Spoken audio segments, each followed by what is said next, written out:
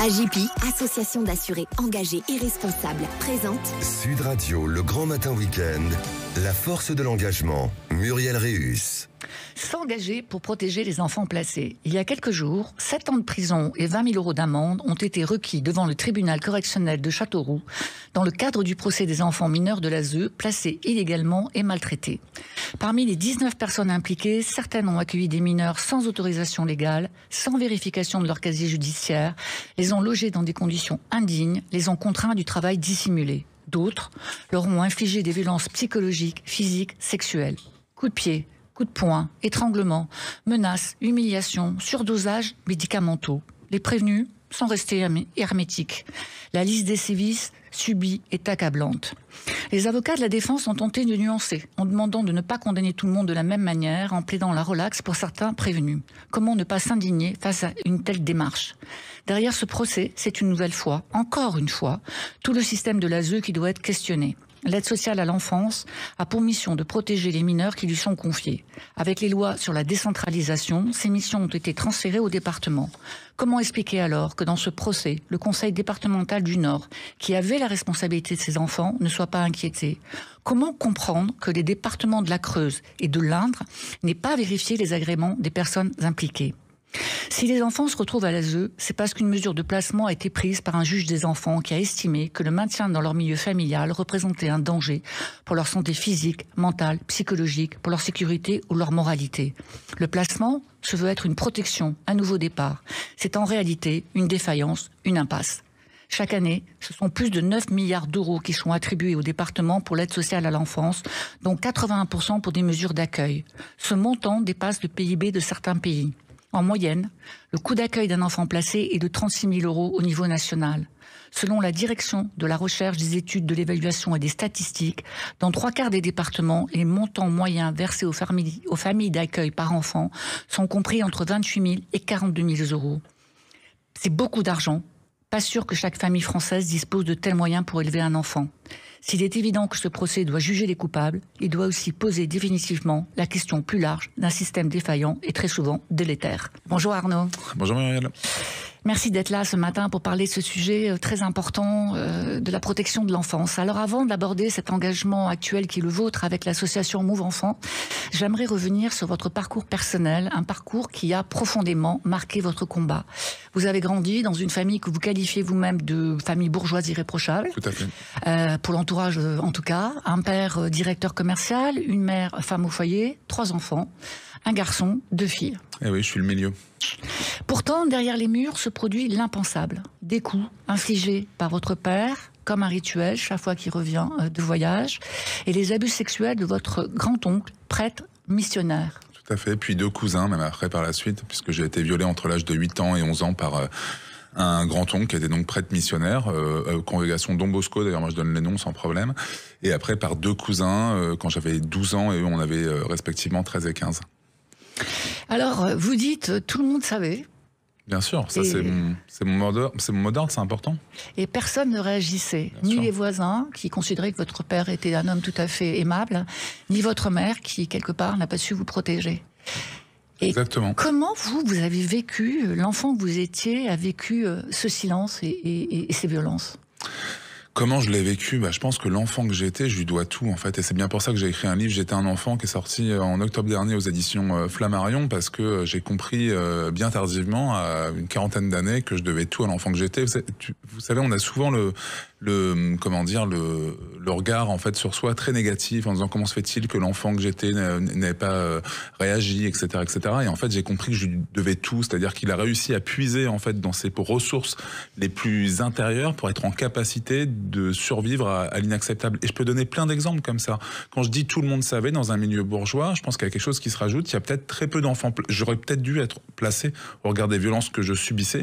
Et c'est pour ça d'ailleurs que je regarde avec un œil vraiment bienveillant d'ailleurs les enfants placés, que j'arrête pas de dire que dans ce pays, quand on sait qu'il y a un enfant qui meurt tous les 5 jours sur les coups de ses parents, bien sûr que heureusement qu'on doit placer des enfants, etc., pour les protéger, sauf que la vraie question derrière, c'est finalement quelles sont les conditions aujourd'hui qui sont requises. Et donc pour moi, le mot d'ordre aujourd'hui, c'est de se dire que on voit souvent une dualité entre un agresseur et une victime, et bien souvent, on oublie de dire qu'il y a tout un système qui se autour. On l'a encore vu récemment avec les affaires avec l'abbé Pierre, etc. Et c'est sans cesse la même chose, PPDA, etc. C'est sans cesse la même chose qui ressort, c'est-à-dire que, et on voit bien qu'il y a très peu de condamnations en la matière pour des non-dénonciations, alors même que c'est inscrit dans la loi, et on a du mal en France à appliquer la loi, notamment pour protéger les victimes. Donc finalement, la justice est beaucoup plus facilement du côté des agresseurs que du côté des victimes. Et pourquoi on a autant de mal en France, d'après vous? Qu'est-ce qui se passe? Comment vous le vivez, vous? Moi, je pense que c'est une dimension culturelle. Quand on regarde bien les enfants, c'est finalement assez tardif qu'ils soient reconnus comme sujets de droit. En 1989, la France, il y a la Convention internationale des droits de l'enfant qui est ratifiée en 1990 en France. Les femmes, finalement, le droit de vote, etc., c'est pareil. C'est-à-dire que c'est des choses qui sont quand même assez récentes si on reprend ça sur la période historique. Et donc, finalement, on est à la traîne. Et on est à la traîne par rapport à d'autres pays d'Europe, etc. Et on le voit bien, et donc culturellement il y a cette domination masculine, parce que rappelons-le, sur les chiffres des violences faites aux enfants, quand même majoritairement les agresseurs, les coupables sont des hommes, là encore, et majoritairement aussi au niveau des victimes, ce sont des filles quand on parle d'enfants, voilà, même s'il y a des garçons, j'en suis la preuve. Et donc c'est quand même tout ce combat culturel qu'on doit mener aujourd'hui et que toute la société doit mener, et moi c'est ma compréhension. Alors je suis d'autant plus attaché à cette question culturelle, si je peux dire les choses comme ça, que je suis anthropologue moi de formation, et donc c'est quelque chose qui m'intéresse beaucoup, et je pense que la société grandit en fait là-dedans, et on se transmet en fait certaines choses par certains rituels, et les rituels dont on parle, et ben c'est notamment tant que la justice ne condamnera pas, et ben on se retrouvera dans quelque chose notamment où on ne pourra pas sortir, etc. Et dans un état de droit, la justice, c'est ce tiers extérieur qui doit théoriquement rappeler en fait le cadre, et pour qu'on soit en capacité culturellement de changer les choses.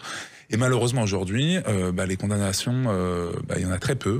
Et quand il y en a, franchement, c'est un peu dérisoire. Oui, alors culturellement, d'ailleurs, vous dites, à un moment donné, dans votre livre ou dans des interviews, j'ai retenu ça, vous dites, moi j'ai été élevé, j'ai une éducation à la virilité imposée par mon père. Bien sûr. Donc quel est votre regard sur la masculinité aujourd'hui? Vous pensez quoi de la parole et de la position des hommes face aux violences que subissent de façon majoritaire les femmes et les enfants? Moi je pense qu'il y a une dimension systémique, c'est-à-dire que bien sûr que les hommes doivent prendre leur part, et on voit bien qu'aujourd'hui il y a une réserve telle, on voit bien, moi je le prends à plusieurs exemples, il n'y a pas très longtemps il y avait le salon de l'automobile, moi je peux en parler. Mon père par exemple, dans l'éducation viriliste que j'ai eue, chaque année il fallait que j'aille avec lui au salon de l'automobile. J'en avais, mais j'ai une horreur absolue des voitures depuis tout petit, je préférais les poèmes, etc. Pour mon père j'étais une gonzesse, je suis désolé des termes mais c'est exactement ça, et on voit bien en fait ça posait de problème à personne autour de moi. Je veux dire, il me prenait pas dans un endroit clos pour me le dire, non, c'était une notoriété publique. Arnaud, il y avait des allusions qui étaient faites même sur éventuellement une homosexualité qui n'était pas dite comme ça, t'es pédé, t'es une gonzesse, t'es machin, enfin tout le vocabulaire qu'on peut retrouver par ailleurs dans la société. Et je pense que c'est ça en réalité, c'est pour ça que si les hommes laissent uniquement les femmes, à mon sens, porter cette parole-là, il y a quelque chose qui ne va pas et qui peut que nourrir le clivage sur un sujet qui est éminemment politique. Et donc c'est bien pour ça qu'il faut qu'il y ait ce sursaut à un moment donné si on veut en finir avec la violence. Et c'est bien le mot d'ordre. Je pense qu'aujourd'hui il faut avoir un peu d'ambition et se dire qu'un monde sans violence est un monde possible. Alors, vous parlez beaucoup de politique, vous avez raison, parce qu'on a besoin de lois pour avancer. D'ailleurs, les chiffres que vous citez sur la pédocriminalité et l'inceste en France sont effarants. Une victime sur deux d'inceste à moins de 9 ans, 10% des Français en seraient victimes, 80% des agressions sexuelles sur mineurs ont lieu au sein de la famille. Vous avez été membre de la Civise, qui a produit 82 préconisations. Aujourd'hui, comment vous espérez pouvoir agir pour transformer le cadre légal et social autour de la protection de l'enfance? Pour moi, il y a deux entrées. Il y a une entrée qui est politique toujours, c'est-à-dire qu'il faut viser l'Assemblée nationale, le Sénat, le gouvernement, etc. Et vraiment, c'est un cri du cœur aujourd'hui qui est fait à l'ensemble de ces personnes-là, vraiment pour pouvoir bouger par rapport à ça. Et puis, il faut se dire aussi qu'il y a des choses qui sont à faire au niveau de la société. C'est-à-dire qu'il faut que la société civile elle-même, vous, moi, etc., et bien d'autres, on participe en fait collectivement à cet effort-là, parce que donc il y a une dimension, je le rappelle, culturelle. Et comment est-ce qu'on fait? Avec Move Enfant, concrètement, on a mis en place par exemple une caravane de lutte contre les violences sexuelles faites aux enfants. On passe dans des villes, on en a fait 28 jusqu'à présent, on a été en Corse, on a été aussi à Mayotte, à la Martinique, la Réunion, etc. Bref, un peu partout. Et sans oublier donc les territoires ultramarins qui le sont quand même très souvent, c'est important de le dire, déjà pour différentes choses, pour mettre en débat cette question, pour se dire que ce sujet, il doit être démocratique. Et puis, on doit faire aussi, évidemment, ensemble, un schéma de réparation collective. Comment, dans ce pays, on peut se dire qu'il y a autant de personnes qui ont été victimes de violences? Vous parlez tout à l'heure des violences sexuelles. On sait qu'aujourd'hui, il y a plus de 10% de la population française victime de violences sexuelles dans son enfance. Est-ce qu'on se dit simplement, c'est du passé? Ou est-ce qu'on cherche à comprendre à partir du témoignage expérientiel justement des victimes et on est en capacité donc d'apporter des réponses pour mieux protéger les enfants? Je pense qu'il y a ce chemin qui doit être fait sans se dire non. Et ça c'est important, c'est pour moi quelque chose qui s'apparente un peu à ce qui a été fait par exemple en Afrique du Sud sur la question des commissions vérité. C'est pas parfait, néanmoins ça a le mérite de se dire voilà ce qui s'est passé, voilà ce qu'on veut plus demain. Et peut-être que ça réparera pas peut-être l'ensemble, l'individu, etc. Mais la société elle-même doit être réparée. Et je trouve qu'on en oublie quand même bien souvent ça. On a tendance à voir à travers certains procès, comme le procès effectivement de Châteauroux, des affaires spectaculaires, sans se dire finalement qu'est-ce que ça nous renvoie, nous, de la société. Qu'est-ce que le procès de Châteauroux, on va en parler, nous renvoie en fait de la manière dont on traite de manière générale les enfants placés. Et je pense que c'est tout ce chemin-là qu'on doit faire collectivement. Et en tout cas, Move Enfant, c'est aussi... Alors oui, justement, Move Enfant, hein, est-ce que vous l'avez créé parce que vous n'aviez pas d'adultes de confiance vers qui vous tournez? Move Enfant, je le dis, hein, c'est un mouvement de lutte contre toutes les formes de violence faites aux enfants. Pour éviter, dites-vous, que d'autres enfants subissent ce que vous avez vécu, pour que la peur change de camp. C'est quoi ces missions prioritaires? Tout à fait. Alors c'est déjà un mouvement de survivantes et de survivants de violences dans leur enfance. Ça, on y tient, parce qu'il s'agit de se dire aussi que les survivantes et survivants ne sont pas que des victimes, et sont aussi bien d'autres choses. Moi, je suis anthropologue, mais on a aussi des personnes qui ont été, je sais pas, avocates, etc. Bref, différents profils et qui souhaitent s'engager autour de cette question-là. Et notre mot d'ordre, effectivement, c'est de se dire, on lutte contre toutes les formes de violence pour l'éradication des violences en fait faites aux enfants, et pour lutter deux manières. Un, le politique, donc comment est-ce qu'on va pouvoir, par exemple, faire évoluer les lois, etc. Deux, la mobilisation, se dire, évidemment, il y a des choses qui sont insupportables, donc nous menons des actions, c'est-à-dire qu'on est là, en fait, on est un peu le Greenpeace de la protection de l'enfance, c'est-à-dire qu'on est là pour dire à un moment donné, quand on se déplace, par exemple, quand vous étiez à Châteauroux, d'ailleurs? À Châteauroux, mais aussi on l'a fait, je sais pas, dans l'affaire Abbé Pierre, etc., ou d'autres, oui, on se déplace pour dire, voilà, ça, c'est pas normal, et nous, on veut que ça change, et tout de suite maintenant, et effectivement, on vient s'appuyer, effectivement, sur la force des médias aussi, pour être en capacité de porter un message. Je prends un exemple. On était à Lyon, où il y a encore donc sur la fresque des Lyonnais l'abbé Pierre, même si c'est en cours, etc. On se rend compte qu'il y a quand même sur cette fresque, vous rendez-vous compte, sur 40 personnes, il n'y a que 4 femmes. Et nous on dit à un moment donné, je sais pas, vous avez une personne comme Lucie Aubrac, qui a quand même une résistance exceptionnelle. Je veux dire, la représentativité des femmes dans ce combat. Et on se rend compte que sur 40, il n'y a que 4 femmes. Donc il y a un problème. Donc nous, qu'est-ce qu'on vient faire? On a été collés Lucie Aubrac sur la fresque des Lyonnais à la place de l'abbé Pierre, en disant Lucie Aubrac effectivement rend fière la France, rend fière Lyon, et c'est elle que nous voulons, et donc on vient mettre la pression, parce que sinon, que nous disent les politiques? Faut des temps de concertation, etc. Et vous savez quoi, quand les politiques nous disent déjà qu'il n'a pas de ministre à l'enfance. Oui, mais même le maire de Lyon, par exemple, on lui a écrit en septembre, etc. On n'avait pas trop de réponses. Et là, bizarrement, comme il y a eu un retour médiatique assez important, au retour, alors qu'on était en voiture, parce que ça nous fait quand même des petits allers-retours, on a un petit coup de fil qui dit finalement, alors qu'au début il y avait que des historiens dans la concertation, on veut bien vous réserver une place. Et là, comme par hasard, on sent que le nom de Lucie Aubrac, c'est pas forcément quelque chose qui semble complètement dingue. Et là, on voit bien qu'il y a de plus en plus de personnes, notamment sur Lyon, qui se disent mais en fait ça serait bien. Et on a vu d'ailleurs des témoignages. Moi, j'ai en tête quand même une maman qui parlait à sa fille, qui expliquait quand même qui était Lucie Aubrac. Si c'est pas beau ça quand même, si c'est pas notre capacité de se dire qu'on peut changer aussi la société, qu'on peut transmettre aussi autre chose, et que cette maman-là peut aussi dire évidemment, voilà l'abbé Pierre, ce qu'il a fait avec des mots adaptés à un enfant, moi je trouve que l'action elle a été résumée avec cela. Alors vos combats sont nombreux, hein. Vous êtes aussi aux côtés de Sandrine Josso, aux côtés de la famille Pellico, vous êtes dans cette association Move Enfant évidemment qui est la vôtre, mais aussi Ne m'endors pas, et Move Enfant se mobilise aussi auprès des enfants placés. Bien sûr, on est aux côtés de tous les enfants, et notamment les enfants les plus vulnérables, et on en oublie très souvent les enfants placés, on oublie très souvent aussi les enfants en situation de handicap, et Move Enfant, nous souhaitons oublier aucun enfant, bien évidemment.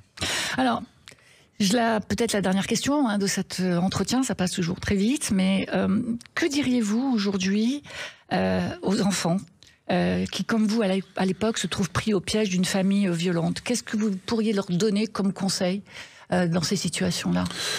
Moi, je pense que le premier conseil qu'on peut donner à un enfant, c'est de trouver autour de lui un adulte qu'il pense être de référence, c'est-à-dire qu'un adulte qui est protecteur, etc. Et c'est vrai que c'est pas évident. Pourquoi ? Parce que ce principe d'adulte protecteur, si les Belges le font aujourd'hui de plus en plus dans les écoles, en France, on ne transmet pas ce qu'un adulte protecteur. Ce qu'on devrait faire, à mon sens, parce qu'il y a une dimension quand même de prévention qui est essentielle et qui permet de désacraliser aussi la famille.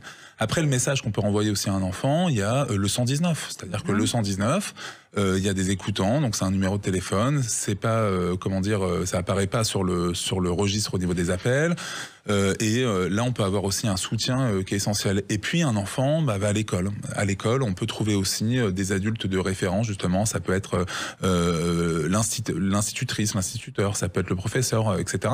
Ça peut être aussi l'assistante sociale, ça peut être le CPE, ça peut être le surveillant, etc. Un tas de personnes, en fait, qui semblent nous correspondre. Ça peut être aussi, on peut le porter aussi au niveau de l'école, des fois des agents de service, etc. Bref, différentes personnes qui, il s'agit uniquement des fois d'une seule personne pour que les choses changent. Et il faut surtout, le message que je souhaite renvoyer aux enfants, parce que je pense que c'est un clin d'œil à l'enfant que j'étais, il faut garder espoir. Il faut se dire qu'il faut parler.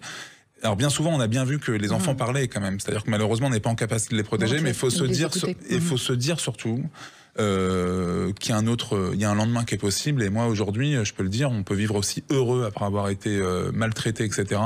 Mais il faut absolument être en capacité de remettre les choses à l'endroit. Donc, aux enfants qui ont été victimes, qui le sont encore aujourd'hui, il faut bien évidemment aller voir un adulte protecteur. On pense à vous et en tout cas, on sera, nous, de votre côté. Et pour rejoindre Move Enfant, rejoindre Move Enfant, très simple, vous allez sur le site, il y a le fameux Rejoignez-nous, et là vous avez la possibilité d'adhérer et de faire un don pour d'autres, etc., comme vous voulez. Et en tout cas, voilà, et il y a la possibilité à Move Enfant d'être membre actif, c'est-à-dire de rejoindre aussi les mobilisations quand il faut, puisque, rappelons-le, nous sommes donc sur tout le territoire national, et y compris les Outre-mer, où nous développons, donc on est en train de créer des comités à gauche, à droite. C'est vraiment ce qu'on souhaite, c'est cette force collective pour lutter et éradiquer les violences. Merci Arnaud. Merci infiniment, merci Muriel. Sud Radio, le grand matin week-end, la force de l'engagement, Muriel Réus. Avec AGEPI, association d'assurés engagés et responsables.